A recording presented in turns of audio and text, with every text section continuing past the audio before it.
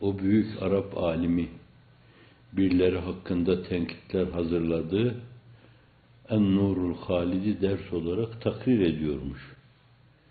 Sonra da onu eline alarak veya ondan çıkardığı şeyleri eline alarak sizin hakkınızda söylenen naseza, nabeca bir kısım densiz insanların uydurma, ortaya attıkları şeylere cevap veriyor bir yabancı, bilen, kitap okuyan birisi,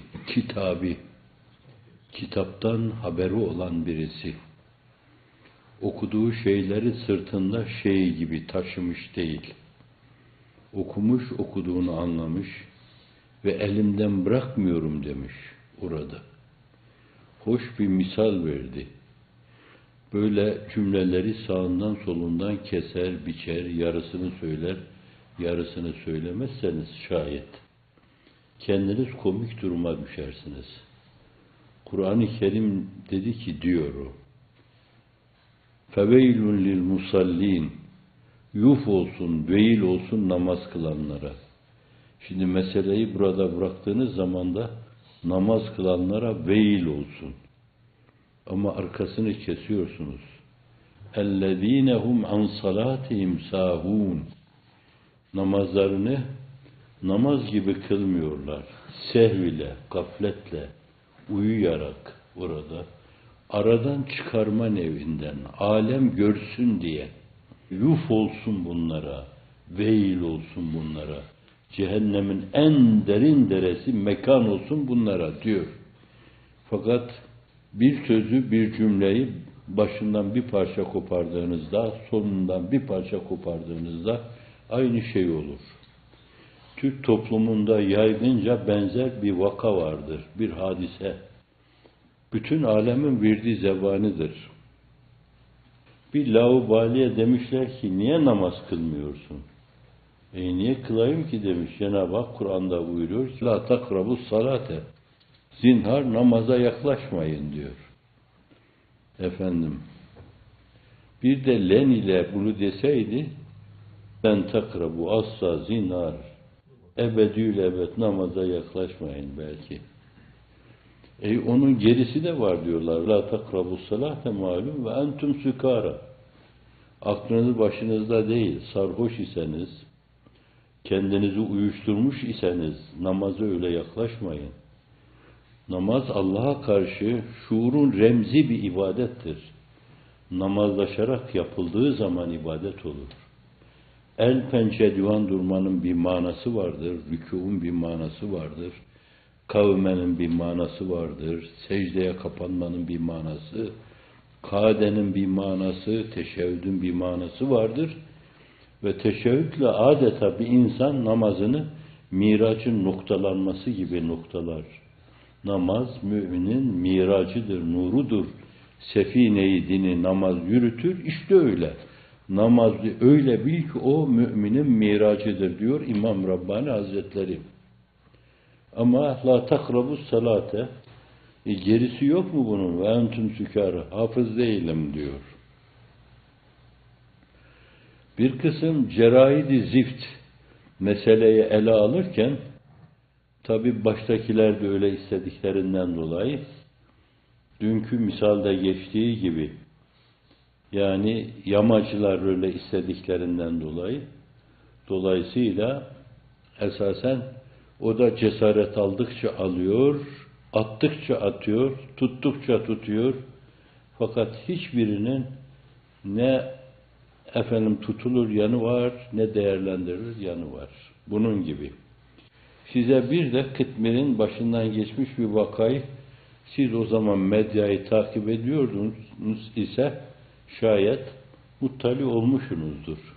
Bundan 20 sene evvel. Türkiye'de hangi parti olursa olsun, ulu orta, falan mümindir, falan kafirdir demeye kimsenin hakkı yok. Belli bir zümreye de o gün öyle deniyordu. Belki hala bugün siyasi İslamiyet diyenler onlara öyle bakıyor. Miting konuşmalarında da öyle diyorlar. Oysa ki içlerinde dünya kadar dine, imana inanan insan vardır. İşte bu mülahazaları nazar itibara alarak fakir meseleyi ifade ederken dedim ki arkadaş çok dikkat edin, hususi bir sohbet. Belki bu kadar insandı. Arkadaş Halk Parti kafirdir diyemezsiniz, diyemezsiniz, diyemezsiniz. Efendim diyemezsinizleri silince ne kalıyor geriye? Halk Parti kafirdir. O zaman malum bir medya bu meseleyi serlevha olarak manşet yaptılar gazetelerinde. Her zaman olmuştur. Başıma gelmiş bir şey. O zatların başına gelmiş bir şey. O zatın dediği bir şey. Ve bugün bunu bir kısım kendilerini ilahiyatçı gören insanlar meseleyi siyakından, sibakından kopararak müstetbaatü terakibi görmezlikten gelerek umum mevzuya mahrutu bir bakışla bakmadan sadece bir kelimeyi alıp onunla bir kesimi, bir çevreyi dininden başka bir şey düşünmeyen, dine hizmete, mefkuresine hizmete, Anadolu insanı olma mefkuresine hizmete kendini adamış. Burada antiparantez, yaptığı hizmetleri belli çıkarlara bağlayan insanlar katiyen samimi değildir. Yaptıkları hizmetlerle villalar, yalılar, filolar elde ediyorlarsa bir dönemde bir meşhurun, malumun, marufun, kutsalın mırıldandığı gibi tadil, hırsızlık babadan oğula intikal eder. Birileri villalar, yalılar peşinden koşarsa sulbünden gelen kimseler onun genlerini taşıdıklarından dolayı onlar da filolar edinirler haliyle.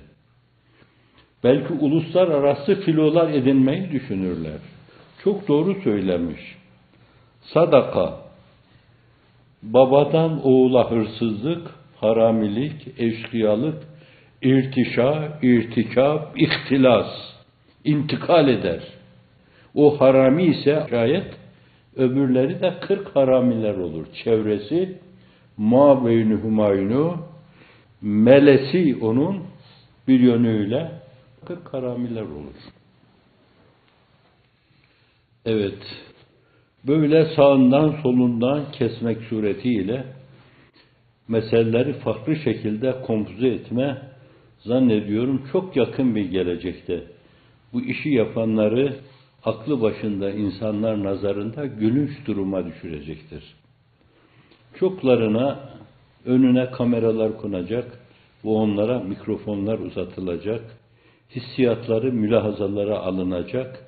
Bilmiyorum, bugün bu türlü komploları hazırlayanlar, bazı kimseleri itibarsızlaştırmak için ellerinden gelen her türlü yalanı söyleyen makyavelistler, haya hislerini yitirmemişlerse o zaman ne yapacaklar?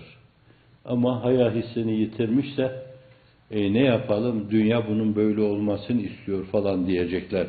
Zannediyorum çoğu da böyle diyecektir.